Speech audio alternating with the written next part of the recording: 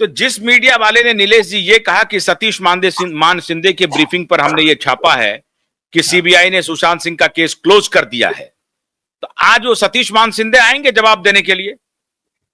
रिया चक्रवर्ती को जो नोटिस का जवाब देना है 12 अगस्त तक, उसका जवाब क्या होगा माननीय सतीश? और अभिनव चंद्रचूड़ जी आएंगे शायद। अरे कोई भी आए, सुनिए, देखो वकील उनकी केस प्रेजेंट करे, वो उसका हक है। वो नहीं, सुनिए, अभिनव चंद्रचूड़ को एक पॉइंट मिल गया था उसके लुकआउट नोटिस को क्वैश करने के लिए। सिंपल, अभी जो ग्रेजुएट है ना, अभी जो ग्रेजुएट पास आउट होगा लॉयर, वो भी इस केस को जाके जीत लेगा भाई। आर्गुमेंट क्या था? 3.5 साल से सीबीआई ने एक बार भी कस्टडी में नहीं लिया, बराबर है ना? कोर्ट ने पूछा सीबीआई को कि भाई ये सवाल है, ये सही है या गलत है? तो बोला कि बिल्कुल सही है। तो आपने कस्टडी में क्यों नहीं लिया? तो नहीं लिया, तो फिर अभी अब लेने का क्या मतलब है? तो ये क्वेश्चन कर दिया। इसमें कौन सी जीत है सर? ये तो मैं खड़ा हो जाता, मैं अपील कर देता तो उसी में जज मान जाते। सुनिए आशुतोष जी, मैं वो नहीं कह रहा। सुनिए, देखिए, कोई भी पक्षकार, मैं बोलता हूं कसाब भी है, तो कसाब को भी इस देश ने, न्याय व्यवस्था ने वकील दिया है। वकील दिया, बिल्कुल दिया है ना? तो ये क्या बोलना है कि अपना पक्ष रखिए। तो बोल रहे यहाँ पर अपना गुंडा राज नहीं है, यहाँ पर वो उद्धव ठाकरे का राज नहीं है, यहाँ पर वो लोगों का हम ही मारेंगे ना, हम ही डिसाइड करेंगे, ऐसा नहीं है। ये देश संविधान से चलेगा। तो यहां पर उनको मौका मिलना चाहिए। उनके वकील पे हमारा कोई आक्षेप नहीं है, प्रोवाइडेड लॉ में काम करें।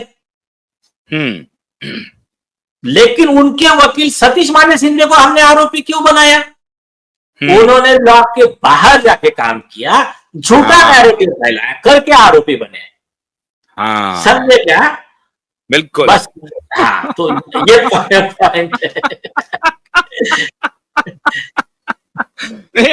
अभी हमको हैरानी ये लग रही है नीलेश जी, मुझे लगता है कि मैं सार्वजनिक संन्यास ले लूं क्या? क्यों? सब काम छोड़ के संन्यास ले लूं क्या? अब ये अगर इस तरह का झूठ फैलाया जाएगा, बताइए, क्लोजर रिपोर्ट कुछ था और उसको एक सीरीज देखिए सारे मीडिया हाउस ने फैला दिया, सारे मीडिया हाउस ने। सीबीआई ने खंडन नहीं किया। एक जिम्मेदार लॉयर, सतीश मान शिंदे जैसा लॉयर, उसके ब्रीफिंग पे मीडिया हाउस कह रही है कि उन्होंने ब्रीफ किया, हमने छाप दिया। अब बताइए, इस देश में मतलब है, कुछ है या नहीं? तो अब मेरे पास वैराग्य के अलावा कोई चारा है क्या? हाँ, सुनिए, अभी आपने जो सवाल पूछा ना, ये जो सवाल है, ये जो आपकी इच्छा है, इसके न 2 जगह जवाब, और बहुत बढ़िया जवाब। एक जवाब है इसका गीता में, दूसरा जवाब है कुरान में। अच्छा, तो गीता में क्या कहा कि ये अन्याय दिख रहा है, इतनी बड़ी कौरवों की सेना दिख रही है, और उसमें कुछ हमारे ही सगे संबंधी दिख रहे हैं, जैसे आपको दिख रहा होगा आपके परम मित्र राजदीप सरदेसाई वगैरह हैं, या फिर मुझे दिख रहा होगा मेरे कलीग भाई एडवोकेट्स, ये है कौन, अपने सतीश मान शिंदे वगैरह। तो इस समय इन्होंने क्या कहा, श्री कृष्ण जी ने, कि देखो अर्जुन, पापियों के खिलाफ लड़ाई करना, अत्याचारी के खिलाफ लड़ना, ये तुम्हारा कर्तव्य है, ये तुम्हारा धर्म है। उन्होंने वो अपना हिंदू मुस्लिम धर्म नहीं बोला, मानव धर्म। स्वधर्म में निधनम श्रेय पर धर्मो भयावहा। तो इसलिए भारत गांडी उठाओ। हाँ, तो नहीं, सुनिए अभी कंप्लीट करने दीजिए, आप बीच में मत बोलिए 2 मिनट। उसमें कहा कि अगर आप ये छोड़कर जाओगे मैदान, तो आपको एक मिलेंगी अपकीर्ति, आपकी बदनामी होगी, अपकीर्ति, और दूसरा आपको मरने के बाद में भी मोक्ष नहीं मिलेगा। तो उन्होंने कहा कि और अपकीर्ति जो है वो मौत से भी बदतर है। अब तुम लड़ोगे तो तुम्हारे 2 फायदे हैं। एक, अगर तुम या तो वीर गति को प्राप्त होगे, या तो जीत गए तो यहां पर धरती और लाइफ आफ्टर डेथ भी तुम ये करोगे। एक, दूसरा कुरान में लिखा है कि अन्यायी पापी अत्याचारी जो है ना, इसके खिलाफ बोलने वाला एक ग्रुप समाज में रहना चाहिए। जो समाज में ऐसे लोग नहीं है वो समाज बर्बाद हो जाता है। उसमें वर्ड क्या है, लानत भेजी गई उन लोगों पे, उन पूरे कम्युनिटी पे, किसके द्वारा, उनके मैसेंजर ऑफ गॉड और फरिश्तों द्वारा, जिन्होंने बुराई के खिलाफ आवाज उठाना छोड़ दिया था। तो ये ऐसी कौमें बर्बाद हो जाती है। तो तीसरा, ये और एक वर्ड है इस्लाम में कि एक दिन का न्याय, एक दिन का जस्टिस, ये 60 बरस की इबादत के बराबर है, 60 इयर्स ऑफ वर्शिप के बराबर है। मतलब आप एक जगह कंटिन्यूस तपस्या करोगे 60 साल तक, उसके बदले में अगर आप एक दिन किसी को न्याय के लिए खड़े हो जाओ, न्याय कर दो, तो वो ज्यादा पुण्य मिलेगा। अब ये कॉमन मैन अपने प्रैक्टिकली एग्जांपल देख लो आप आशुतोष जी। हर व्यक्ति, मैं देशवासियों को कह रहा हूं, ये जो धर्म ग्रंथों में लिखा है आप आपके घर पे आजमा कर देख लेना। आपके लाइफ में जो लोग अन्याय के खिलाफ खड़े हो जाते हैं, अन्याय के खिलाफ आवाज उठाते हैं, न्याय के लिए या किसी को हक दिलाने के लिए खड़े हो जाते हैं, उनको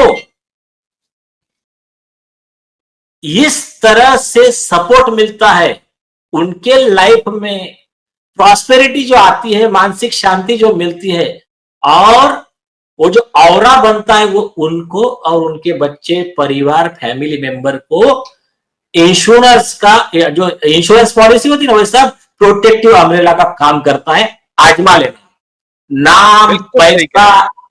नाम पैसा इज्जत सक्सेस और ये लाइफ और लाइफ आफ्टर डेथ। तो जो लोग इस अन्याय के खिलाफ, मैं ये बिल्कुल नहीं कह रहा कि हमारा ही सपोर्ट करो, मैं ये कह रहा हूं कि जिन्होंने गलत किया है उनके खिलाफ हमें आवाज उठाओ। हमारा सपोर्ट करो या खुद करो, आपसे जो होता है तो आप कर लो, लेकिन अन्याय का साथ मत दो। और इसके बारे में भी एक बहुत अच्छी हदीस है, उसमें कहा है कि अन्याय का विरोध करना है तो कैसा करो, तुम्हारे कैपेसिटी से, तुम्हारे कुवत से, तुम्हारे औकात के हिसाब से। नहीं तो सामने ऐसे 10 लोग खड़े हैं और आप जाएंगे, खड़े हो जाएंगे, वो एक को बचाने जाएंगे तो खुद का भी मर्डर हो जाएगा। तो वैसा मत करो, दिमाग से काम करो। तो उसमें उन्होंने वर्ड लिखा कि अब अन्याय को रोको, कैसा, सबसे पहले हो सके तो हाथ से रोको। अब हाथ से उतनी ताकत आपकी नहीं है तो कम से कम जबान से रोको। जबान से नहीं रोक सकते, कम से कम दिल में बुरा बोलो।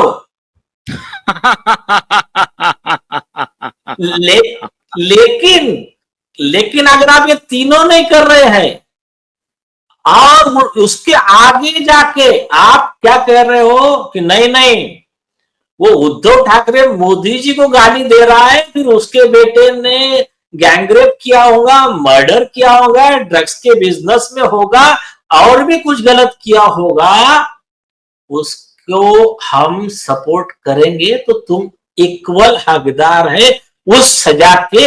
ये खुद मोहम्मद पैगंबर साहब के हदीस में लिखा हुआ है। अभी मर्जी है आपकी, क्योंकि जिंदगी है आपकी। अब आप बोलिए।